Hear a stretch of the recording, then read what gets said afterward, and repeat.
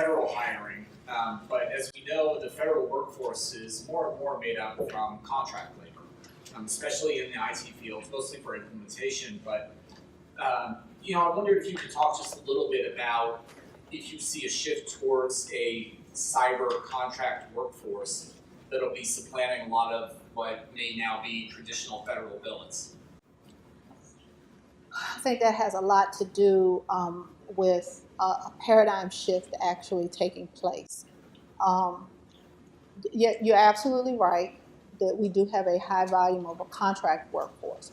And one of the things that we've looked at in CMSI is not only making sure that we have the right skill set for our federal workforce, but making sure that we have the right language in our contracts when it comes to being able to get the right contract workforce on board as well.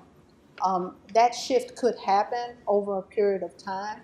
I think at this point, prior to my position here, I actually worked in an area called the balanced workforce, where we were looking at dealing with inherently government positions, where those positions had to be held by a federal employee, and looking at making sure that we right-size the government workforce from a perspective of making sure that those positions that are only supposed to be held by government workers are truly held by those government workers. So I think that's something that could take place over time, the transitioning in of additionals, but it really boils down to a funding issue as well, of where the funding sits for those billets.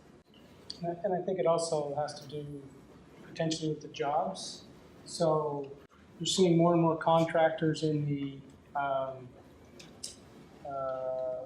high-tech, more hands-on analytic type jobs, as opposed to the government folks. And that, I think that's another issue, is we don't have the sheer volume of personnel to fill those jobs, and so we're relying on the contractor staff to do that. And then you have to make sure you've got all the right things in the contract language to make sure you're getting the the top technical talent to fill that kind of a technical job.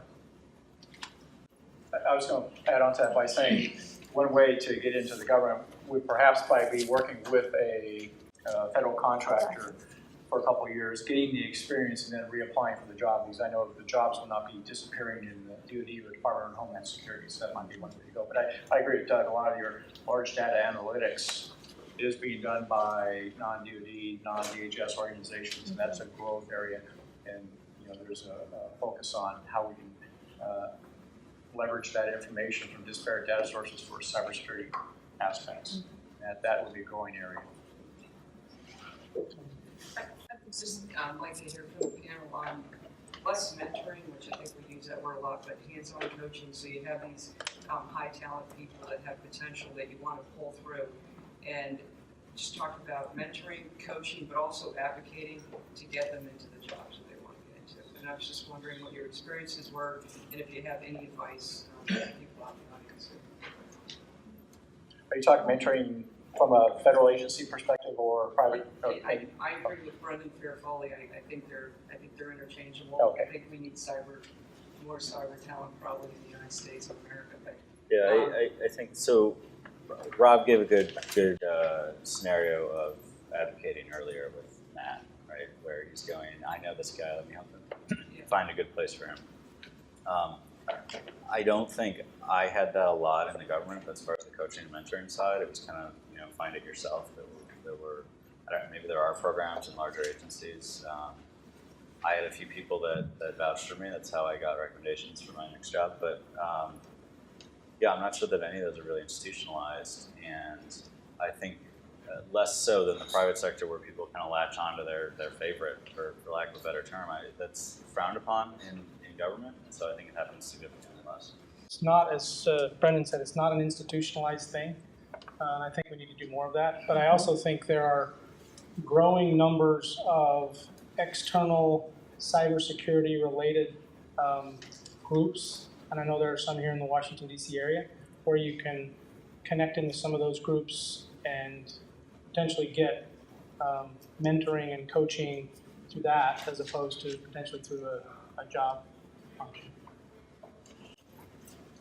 Hi, I'm a I'm a professor at Howard University, and what I want to know is what is the role of university education and educators in this? Because SFS is great. I'm familiar with the SFS program, but it doesn't scale well. It's hard to maintain from the PI's perspective. I can be a PI on that. Maybe I'll teach some of the classes, but keeping up with sort of the business is very difficult. It's hard to sort of teach skills in a university environment, right? So I don't understand what is sort of that role for expanding the cyber workforce, especially in this sort of global market where we have this disconnect, right, for U.S. citizens versus.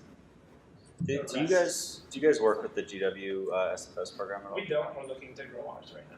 Okay, I know there's a few schools in the area. Marymount is one. I graduated from GW. I'm familiar with that. So one reason I said earlier I was a fan of sort of putting more money into the programs existing there is because they call them centers of excellence. And so GW is one of the larger programs, one of the first programs. And so I was actually one of the students who founded what we call the Security Research Lab. So we actually had a space which at the time was, this is pre-VMware being kind of pervasive. So it was literally just small desktop computers and dozens of them set up in various network configs. So you could literally just go into the lab and run various scenarios on these things, right? Today this is trivial, right? You stand up Amazon instances, do it in VMware or whatnot. But actually giving people a sort of playground to go do those things, and then also as one of the administrators being talking to everybody and figuring out what do you need to learn and how do we need to set up a situation that you can come learn that in, but also walking people through a lot of those steps. So one of the other things I did there was I taught what at the time they called information warfare, which was a component of strategy of attack and defense, and then the second half of it was a 3-hour class, was a lab section of, okay, we just talked about the strategy of how do you employ this, how do you defend against it. Now you're going to go and run these attacks and run the defenses and see how it works by looking at 6 computers at once and see what happens on every one of those.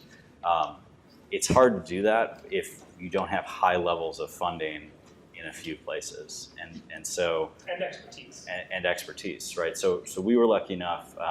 Someone who was in my program, I believe through Marymount, was a former director of US CERT, who then went back and taught those classes for a while in the lab, bringing people up to speed and making them go through these exercises and giving them homework to do to say, you're going to go do this in the lab because you have to learn these skill sets.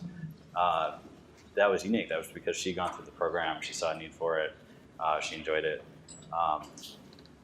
But I think that's difficult to do without really having centers where you build out that infrastructure and expertise. How do we scale? Can I just comment on that? Mm-hmm. I'm a professor at Marymount, but I'm also part of SFS, and also NSF is doing a fabulous job right now of providing resources to all the universities to do exactly what you're doing. Mm-hmm. For the Gen Cyber Camps that we did this summer, we had a competition platform called Brave that put together. So I think finally NSF is starting to get the universities, particularly the CAEs and the SFS, together to share resources. And I think that's a very important step in this process. GW's done a lot, right? But how do they share it with everybody else? And we're finally getting to the point now in these various programs that we are beginning to share, and I think that's a great advance. So let me just take a sort of contrarian view here. I don't think that the university education systems in this country, as they're set up for cybersecurity, can scale to solve this problem. The problem is larger than cybersecurity, right? If you're going to begin and say, okay, we need to take the 18-year-olds interested in STEM, and there aren't enough of those across the board, and then we need to take from those the ones who are interested in computer science, and from those the ones who are interested in cybersecurity within computer science, we've got a very small number of people to work with and a very large demand. So you've got to find ways to not just expand that group, which is what everybody's been focusing on, but look to post-collegiate education, or look to education that doesn't involve college at all, right? So we've addressed this in other fields. Most of my friends who became doctors didn't do pre-med, or if they did pre-med, they ended up dropping out because it really wasn't much fun and it was kind of hard, and rather than doing organic chemistry, they'd rather read philosophy and drink beer or play rugby, right? And then 2, 3, 4 years later, when they'd grown up a bit, they were in their late 20s, they said, you know what, I actually want to be a doctor. And in addition to going to 7 years of medical school, they went to 2 years of post-baccalaureate for the medical pre-med training that they didn't get in college. And then they became doctors, and by the time they're 40, they may actually get to practice medicine. But a very large number of people who become doctors in this country don't go through what we think of that traditional path as 4 years undergrad, then med school. We need to be able to do that in cybersecurity. Part of it may be training of post-college people. Another part of it may be simply more on-the-job training, taking more people who've got a basis in some kind of course and bringing them into the workforce. Well, and I think Laura's comment earlier about the advocates and coaches is important here too, where identifying the people who are capable of and who will have an interest in areas outside just what they're training for. So doing cyber is great, but unless you learn some of the business and policy side, you can't take that skill set of operating a keyboard up into, we now need to redo the department's strategy on how to deal with cyber. And so being able to pull those people up that's a decade-long process before they really have the understanding to do that. We've done that in universities with like bioinformatics, combining technology and medicine into programs, or even just combined classes where you get the two sides together to learn how to solve a problem together. You can probably figure out how to do some of that on the cyber side.